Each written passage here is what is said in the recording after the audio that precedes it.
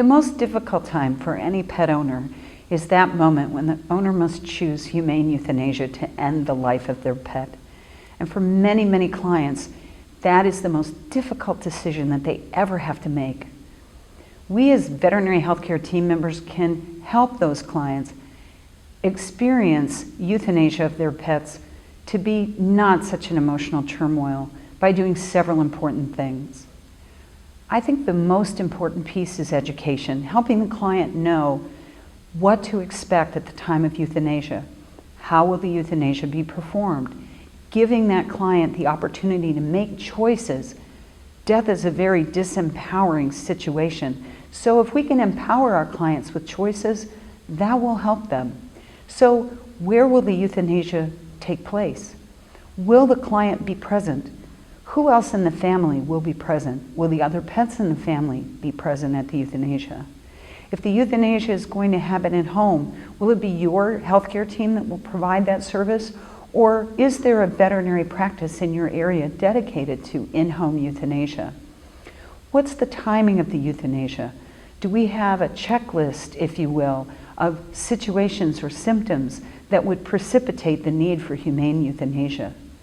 What are we going to do with the body after the euthanasia happens? It's important to educate clients about what their body handling options are. Some might opt for burial, others will opt for cremation. Some want the ashes returned. Others don't really want the ashes as a reminder of that pet. The other thing that we can do is, as we are stepping through the euthanasia procedure with the client, is making sure that we're transparent about what's happening, that we tell them, this is what we are doing now, and this is the next thing that's going to happen.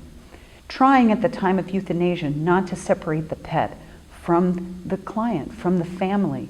So if we're going to go ahead and pre-place an intravenous catheter, that we do that in the presence of the family.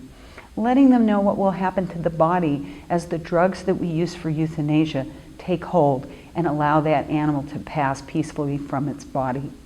We want to make certain that we're using a euthanasia protocol that will minimize any unusual things like agonal breathing or the twitching of a body part or the vocalizing of a pet as that pet dies.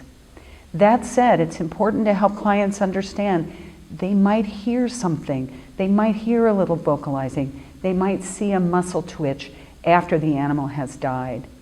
And then finally, after the animal has passed, take the time to listen with a stethoscope and pronounce the animal dead.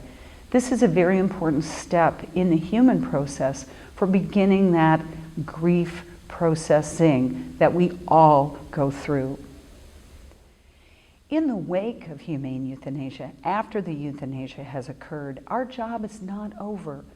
We still need to take that next step to help our clients know we're there to support them and to help them process their grief. So be aware of grief support services that are available in your community.